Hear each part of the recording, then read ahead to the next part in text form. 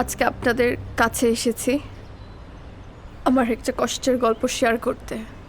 আমার অনেক আদরের ছোট বোন রাইসা। আপনারা হয়তো অনেকেই ওকে চেনেন। জ্যাক নামের এক নরপশুর ব্ল্যাকমেইলের শিকার হয়ে আমার বোন আত্মহত্যা করেছে।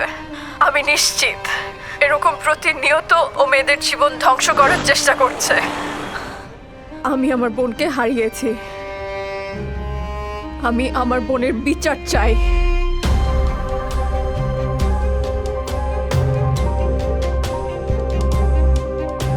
অনেক চুপ করে থেকেছি। আর না, আমার এক্স বয়ফ্রেন্ডের কাছ থেকে আমাদের প্রাইভেট ভিডিও কালেক্ট করে সেই ভিডিও অনলাইনে ছাড়ার হুমকি দিয়ে আমাকে ব্ল্যাকমেইল করেছে।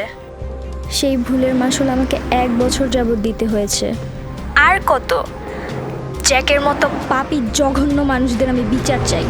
জ্যাক এই সমাজের একজন ভাইরাস। জ্যাকের বিচার চাই।